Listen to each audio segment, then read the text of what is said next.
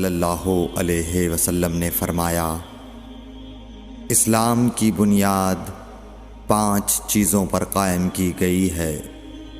اول، گواہی دینا کہ اللہ کے سوا کوئی معبود نہیں اور بے شک حضرت محمد صلی اللہ علیہ وسلم اللہ کے سچے رسول ہیں، اور نماز قائم کرنا اور زکوٰۃ ادا کرنا اور حج کرنا اور رمضان کے روزے رکھنا۔ صحیح بخاری حدیث نمبر کریم صلی اللہ علیہ وآلہ وسلم نے فرمایا کہ ایمان کی 60 سے کچھ اوپر شاخیں ہیں، اور حیا شرم بھی ایمان کی ایک شاخ ہے۔ صحیح بخاری حدیث نمبر محمد مصطفیٰ صلی اللہ علیہ وآلہ وسلم نے فرمایا، مسلمان وہ ہے جس کی زبان اور ہاتھ سے مسلمان بچے رہیں، اور مہاجر وہ ہے جو ان کاموں کو چھوڑ دے جن سے اللہ نے منع فرمایا۔ صحیح بخاری حدیث نمبر پوچھا، یا رسول اللہ، کون سا اسلام افضل ہے؟ تو نبی صلی اللہ علیہ وسلم نے فرمایا، وہ جس کے ماننے والے مسلمانوں کی زبان اور ہاتھ سے سارے مسلمان سلامتی میں رہیں۔ صحیح بخاری حدیث نمبر 11۔ ایک دن ایک آدمی نے حضرت صلی اللہ علیہ وسلم سے پوچھا کہ کون سا اسلام بہتر ہے؟ فرمایا، یہ کہ تم کھانا کھلاؤ اور جس کو پہچانو اس کو بھی اور جس کو نہ پہچانو اس کو بھی، الغرض سب کو سلام کرو۔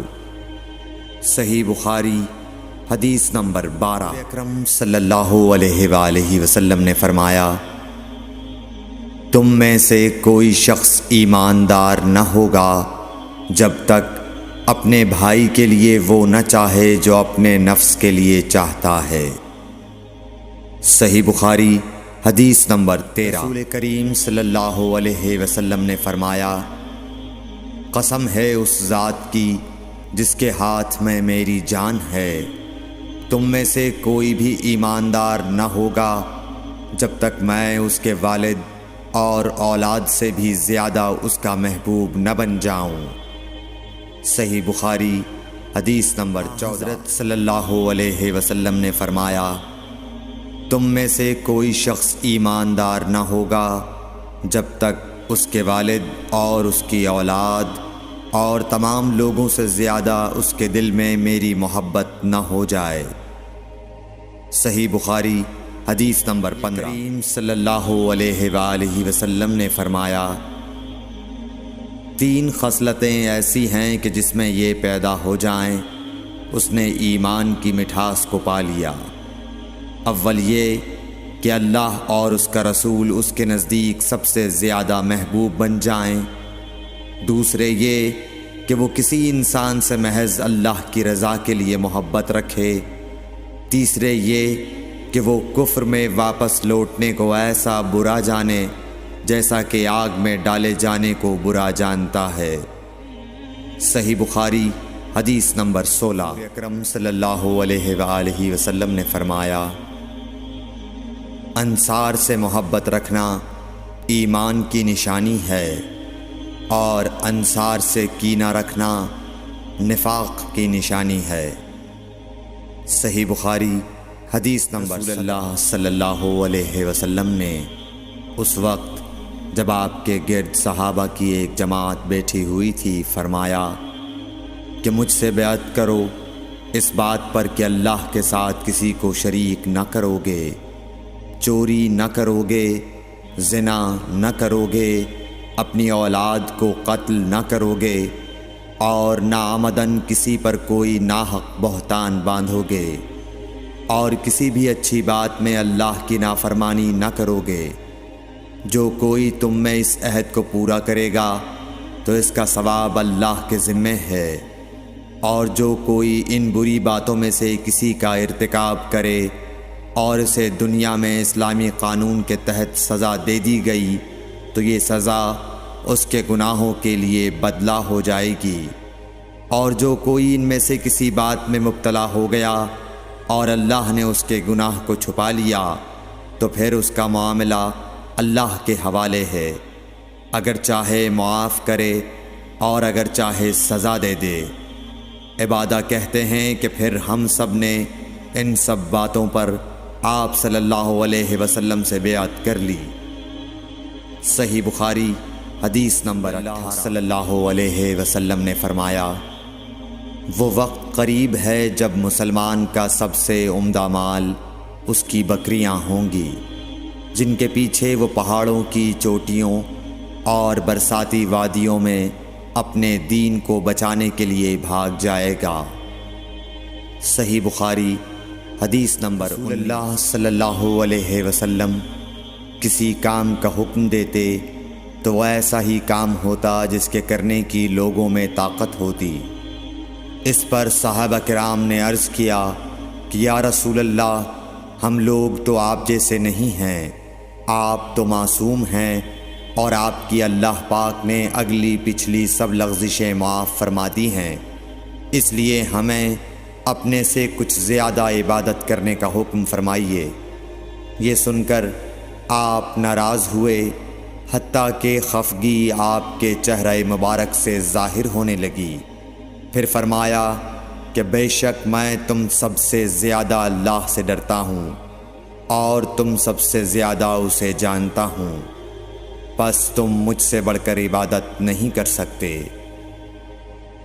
صحیح بخاری حدیث نمبر 20۔ حضور اکرم صلی اللہ علیہ وآلہ وسلم نے ارشاد فرمایا، جس شخص میں یہ 3 باتیں ہوں گی وہ ایمان کا مزہ پالے گا۔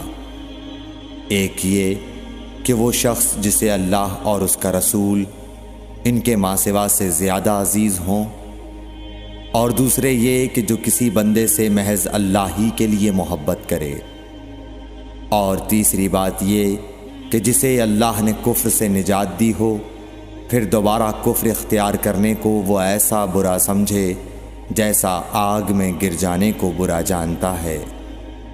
صحیح بخاری حدیث نمبر۔ محمد مصطفیٰ صلی اللہ علیہ وآلہ وسلم نے فرمایا، جب جنتی جنت میں اور دوزخی دوزخ میں داخل ہو جائیں گے، اللہ پاک فرمائے گا جس کے دل میں رائی کے دانے کے برابر بھی ایمان ہو اس کو بھی دوزخ سے نکال لو۔ تب ایسے لوگ دوزخ سے نکال لیے جائیں گے اور وہ جل کر کوئلے کی طرح سیاہ ہو چکے ہوں گے، پھر زندگی کی نہر میں یا بارش کے پانی میں ڈالے جائیں گے۔ اس وقت وہ دانے کی طرح اگائیں گے جس طرح ندی کے کنارے دانے اگاتے ہیں۔ کیا تم نے نہیں دیکھا کہ دانہ زردی مائل پیچ در پیچ نکلتا ہے؟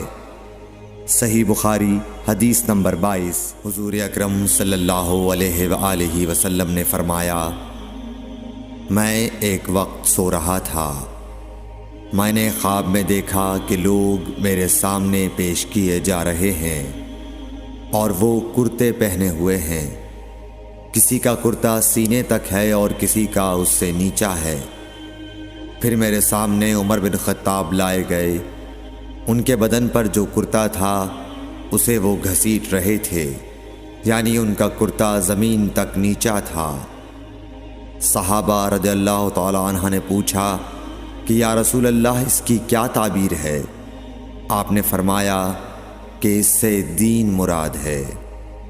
صحیح بخاری حدیث نمبر 23۔ مرتبہ رسول کریم صلی اللہ علیہ وسلم ایک انصاری شخص کے پاس سے گزرے، اس حال میں کہ وہ اپنے ایک بھائی سے کہہ رہے تھے کہ تم اتنی شرم کیوں کرتے ہو؟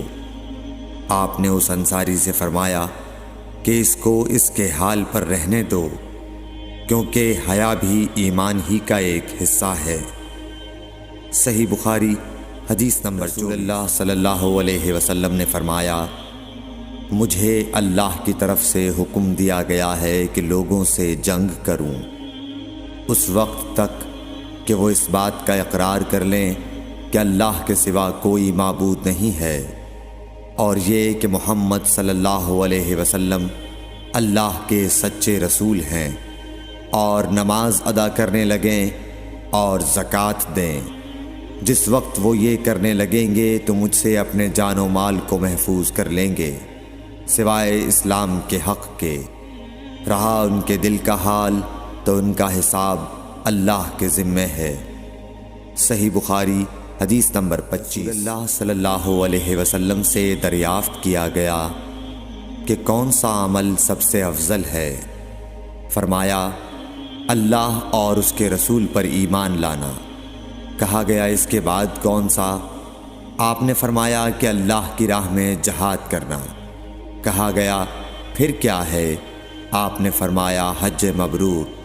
صحیح بخاری حدیث نمبر 26۔ رسول اللہ صلی اللہ علیہ وسلم نے چند لوگوں کو کچھ عطیہ دیا اور سعد وہاں موجود تھے۔ وہ کہتے ہیں کہ رسول اللہ صلی اللہ علیہ وسلم نے ان میں سے ایک شخص کو کچھ نہ دیا، حالانکہ وہ ان میں مجھے سب سے زیادہ پسند تھا۔ میں نے کہا حضور آپ نے فلاں کو کچھ نہ دیا، میں اسے مومن گمان کرتا ہوں۔ آپ نے فرمایا مومن یا مسلمان؟ میں تھوڑی دیر چپ رہ کر پھر پہلی بات دہرانے لگا۔ حضور صلی اللہ علیہ وسلم نے بھی دوبارہ وہی جواب دیا۔